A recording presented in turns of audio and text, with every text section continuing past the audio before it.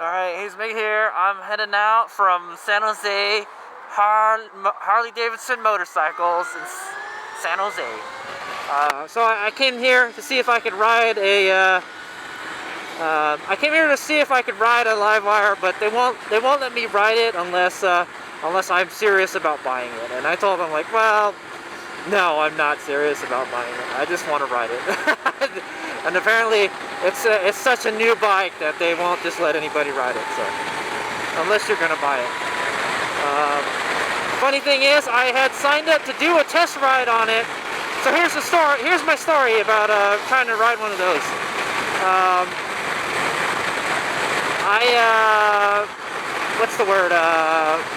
I signed up to do a test ride through the website, and I got an email from somebody, and I forgot his name. Whew. My impulse is running low on power.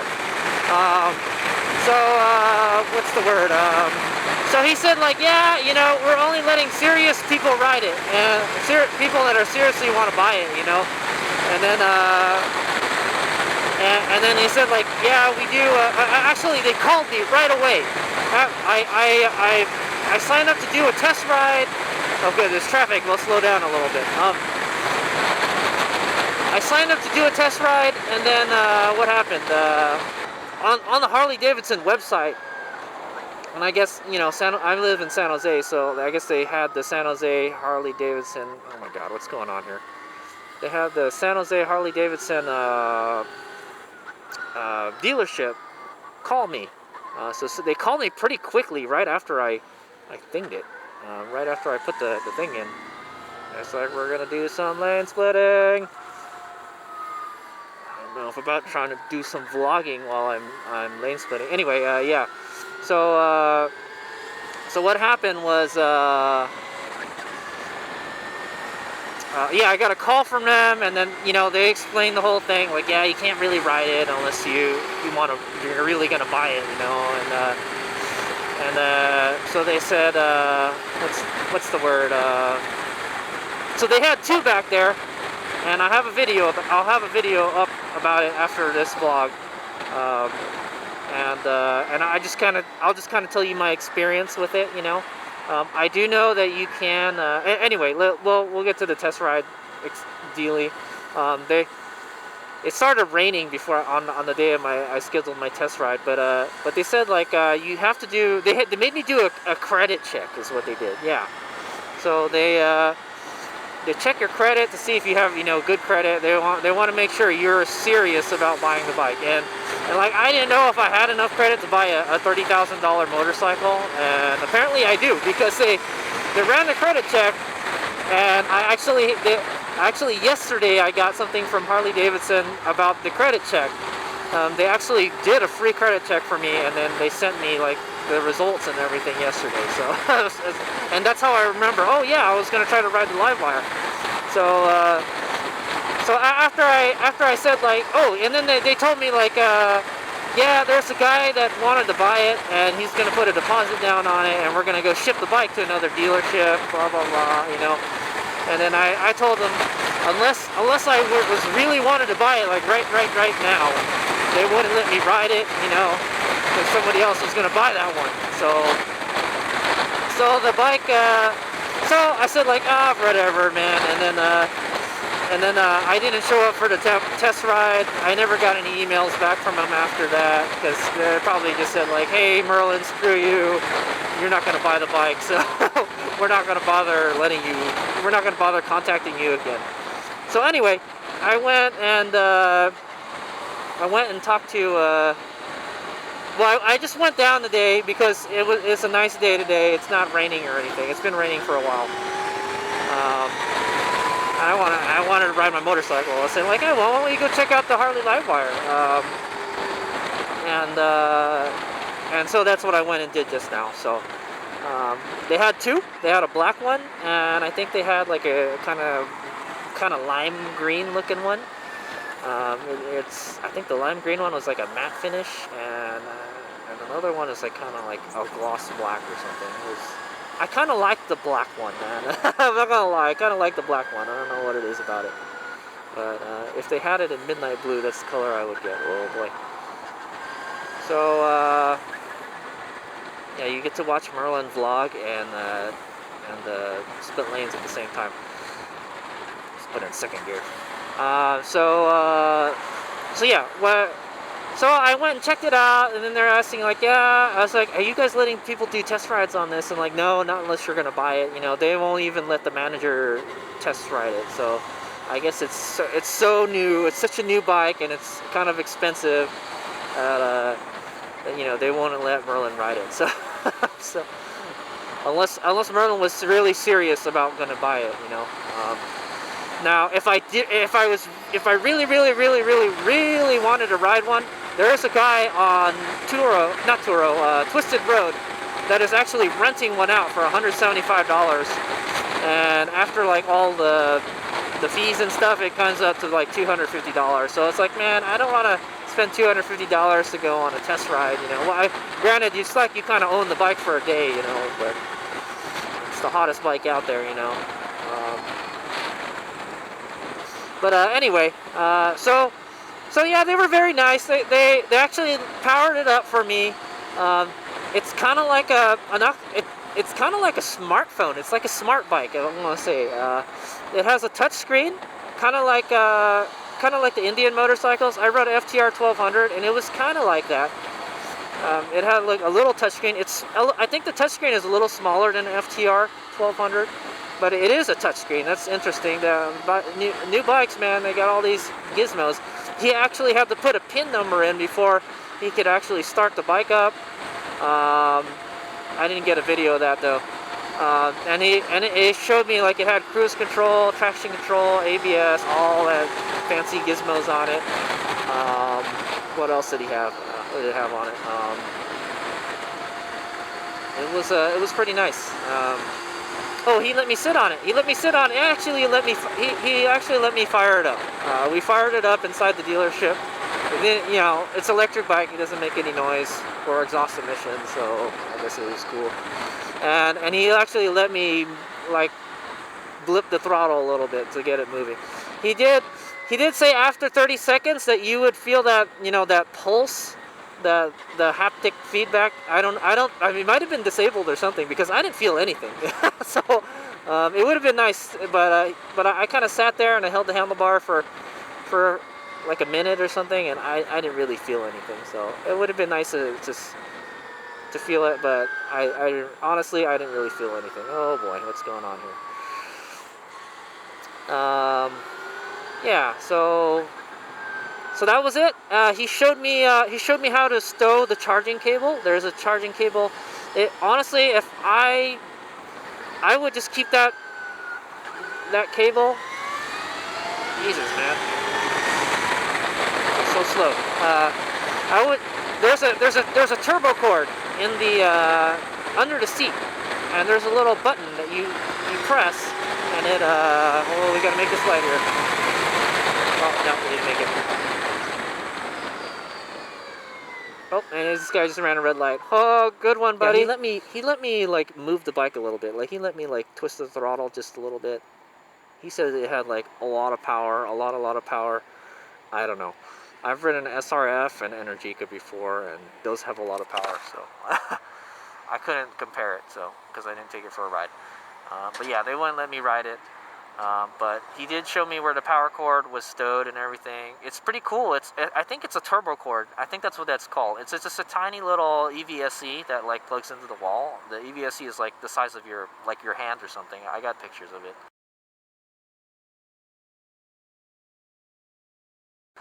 And yeah, so that's your kind of like your charger when you're like away from home or something. Because honestly, I would have like a. If I had one of those bikes, I would have a EVSE at home, you know? I would have an EVSE at home is what I would have. When I was going to charge it, I wouldn't just take that turbo cord out all the time. I would have one in my garage already mounted, so I wouldn't have to open the seat all the time, you know?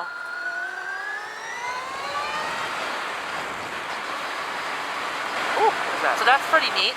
It's got a charger underneath the seat that you can use. It has a J1772, so if you guys don't know, the Harley Davidson Livewire uses a level 1 charge. It can only level 1 charge. I guess you can plug it into a level 2 charger, but it'll only charge at like a level 1 speed, like not very fast, like 10 amps or something, like the Impulse. So if you plug it into a level 2 charger, it only charges at like 10 amps or something. So, which is kind of a bummer, but you have the DC fast charger. So I think, you know, honestly, I feel that Harley Davidson, it's actually a good idea, you know. Like when you're gonna charge at home, you don't really need to charge very fast. You just, you know, you're gonna plug it in when you get home from work or when you're done riding, and then you're gonna hop on the bike later, right? If you really did need to fast charge it, well, then you can take it to a fast charger, you know. Oh boy, I'm gonna make this, okay. Yeah, so if you really did need to charge it, you could take it to a fast charger, you know, fast. You know, it will charge it fast. But you're going to pay money. I think those DC fast chargers are pretty expensive to operate, you know, more than like putting gas in your car, you know. So you probably really wouldn't want to use it unless you had to use it, you know. But supposedly it has like 150-mile range, or 146 or 47 or something. It was pretty heavy. I'm not going to lie, it was pretty heavy and it felt pretty big. I am surprised how sporty the riding position, how much forward-leaning the riding position is. It does feel pretty sporty. When I saw the Livewire at the Peterson Museum, one thing I was thinking. I was looking at. I was like, man, this is, you know, you're leaning forward quite a bit on this guy. It's a very sporty riding position, and he actually let me put my feet on the pegs too. He held the bike up for me, and I got to put my feet on the pegs. And it feels, I tell you this, compared to the Impulse, it feels like it's a little more forward-leaning than the Impulse, and it feels really long. It feels like a long bike. But it's actually pretty narrow. It's actually, yeah, it's not a very wide bike, but it does feel heavy. It does feel a little top heavy. But you know, like I said, I didn't get to ride it. I'm sure that weight disappears once you start riding, you know. It actually feels, what the heck, man? Come on, I can't split lanes in this.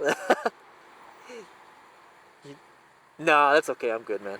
Yeah, I actually felt that the bike was, I've ridden an Energica before. I've ridden one actually pretty recently. Last couple months ago, I got to ride one. It was an Eva, and the Eva feels a lot bigger than the Impulse, which is something that I like. The Livewire kind of feels like it's kind of like an in between this bike and an Impulse. Not the Impulse, the Energica. I feel that, yeah, and it feels like it's kind of narrow too. It looks really narrow. I've sat on an FTR 1200. I can tell you that's a wide bike. It's a wide bike, you know. And the Harley Davidson the Livewire didn't really feel that wide at all. It was actually a pretty narrow bike, but it did feel heavy. He was saying it was 560 pounds, so it's 100 pounds heavier than the Impulse. So it's not going to be as nimble, that's for sure. I was looking at the suspension. It has Showa front and rear suspension, like I saw before. Oh, he was saying also it had like I was mentioning, it's like riding a smart motorcycle. If you kind of move the bike at all, some lights go off, and he said you can put like a siren on it too. So like if somebody moves the bike, it'll start beeping and stuff. So it's kind of like it's got like a car alarm built into it, or like a bike alarm is what it is. And it has kind of like a low jack system, where like if somebody steals the bike or the bike gets moved somewhere, it'll tell you where it is. So it's a very smart bike, I'll tell you that, man. The Impulse doesn't have anything like that. I did ask him if it has any kind of charging features, like if it'll charge when at a certain time, or charge to a certain percentage, and And he says it just charges when you plug it in. So I was like, but I'm not 100% on that. I didn't really get to mess around with it, and that's what he said. But I don't know if he really knows, So that is one of the features I saw in the SRF that I liked a lot. A lot of modern EVs have that feature too. So it would be good to have on a motorcycle. Oh, I'm trying to get to Taco Bell. There we go. All right. Yeah. So yeah. I talked to Steve at San Jose Harley Davidson. He's a really nice guy. They said that they didn't even get to ride it, so I don't know, man. But they said they'll contact me if there's a demo ride event. I know there's another way I can ride a Livewire is if I rented one, but I don't want to spend $250 to rent one for a day. So I would spend $100, maybe like $120 to rent one, But I wouldn't spend $250.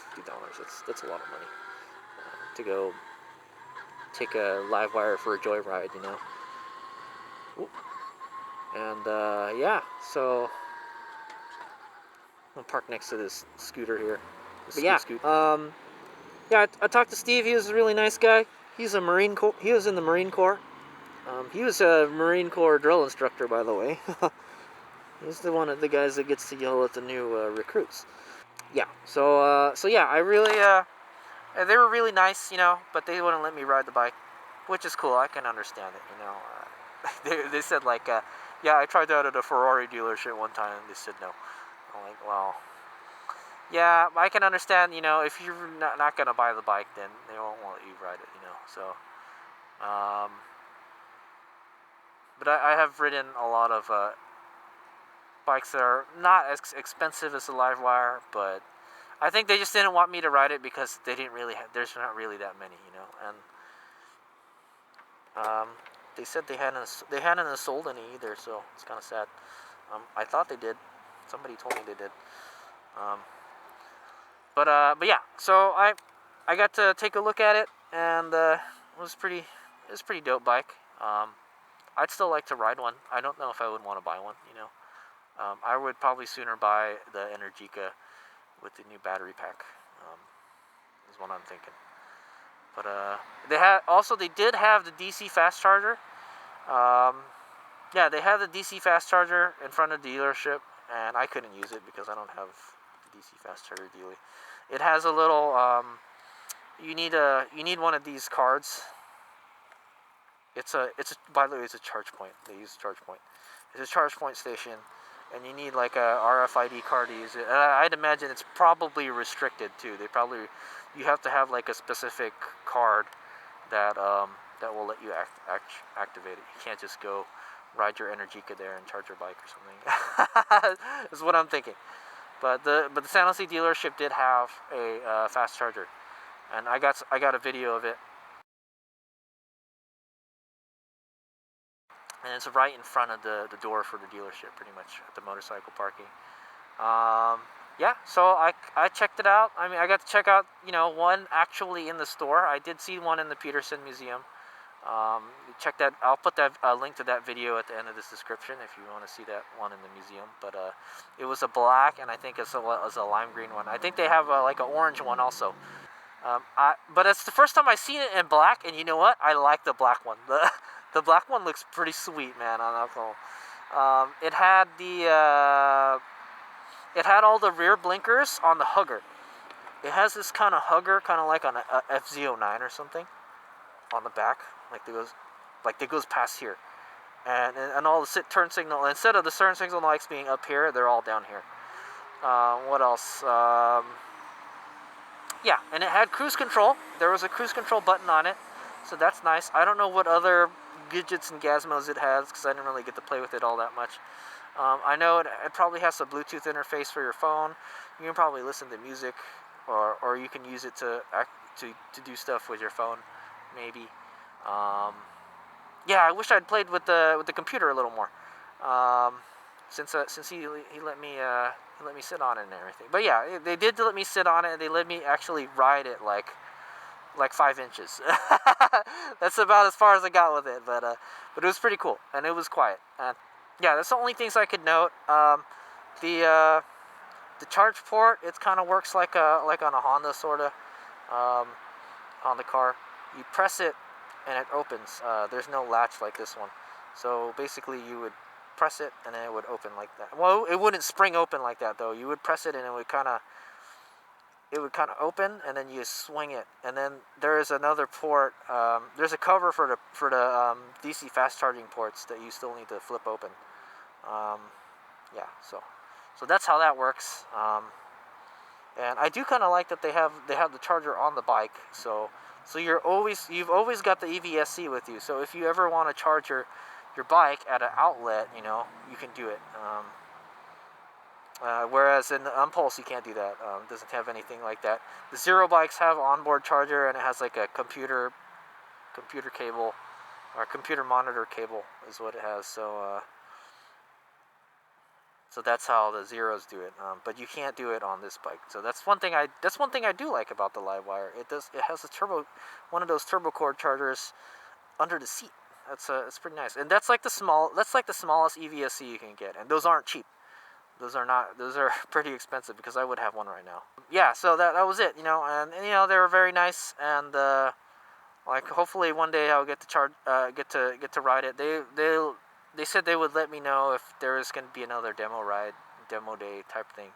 So now that the Livewire is officially, it's out, the Livewire is officially for sale. It's been produced. It's in the dealerships. You know, you can go buy one right now if you wanted to.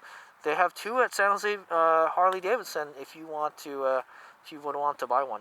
They will not let you ride it unless you really plan to buy one though. So I was just being honest with them. You know, I'm not going to buy it if even if you guys let me ride it, I'm not going to buy it because I don't have that kind of money.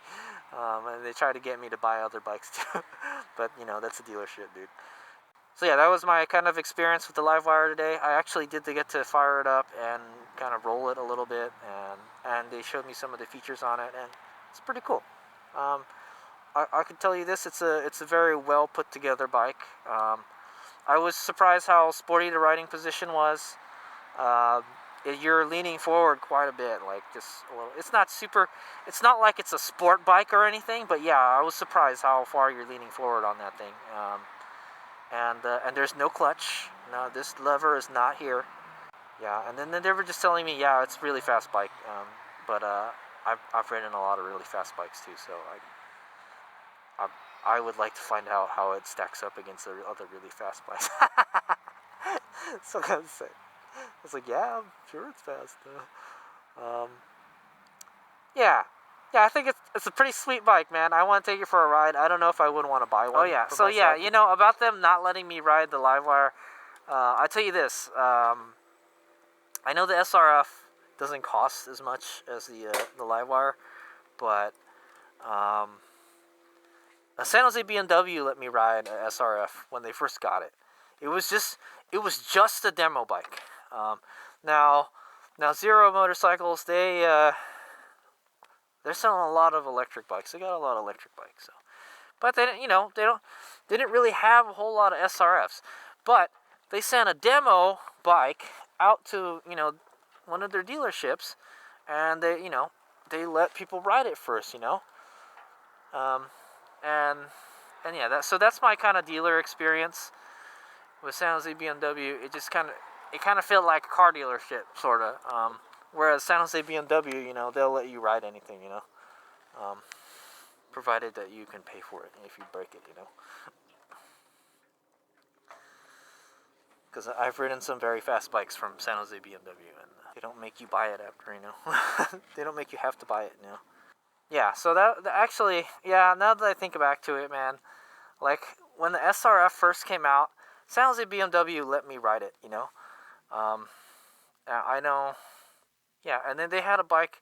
It was just a bike so they could, so people could take it out for a ride and to see what it was like, you know. And all I want to say is, like, you know, demo rides sell bikes, you know, because people like me go out and they ride, you know, and then I tell other people, oh, you know, I wouldn't buy it, but it's a freaking sweet bike. If you want to buy it, you know, I'd say go for it, you know. I won't sugarcoat anything, man. But yeah, so That's all I'm gonna say. Like, San Jose BMW let me ride a pretty new SRF that they weren't even selling. It was a demo bike. It was the bike that they had just so people could ride it, you know. And Harley Davidson doesn't have demo bikes, so yeah. So that's just one interesting thing to note about it. Is what I'm gonna say. I was able to ride SRF, you know, when it first came out. Um, I was able to ride SRF, you know, when it first came out. Um, I am not able to ride a Livewire when it first came out, because it's just such a new bike, you know, and it's a very expensive bike. But you know, a SRF is like 20,000 plus, so it's not that much more expensive than an SRF, sort of, kind of. That's what I want to say. But yeah, that's just kind of my dealership experience right there. They won't let just anybody ride a Livewire, which is kind of unfortunate. You have to be privileged with owning one.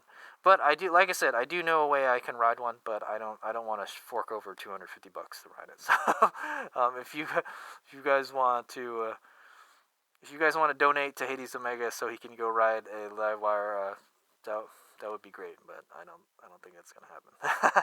All right. Like I said, I would probably pay like $100 to go rent one for a day. Maybe $150, but not $250. That's a lot of money for Hades Omega to take a Livewire out for a spin. All right, Hades Omega.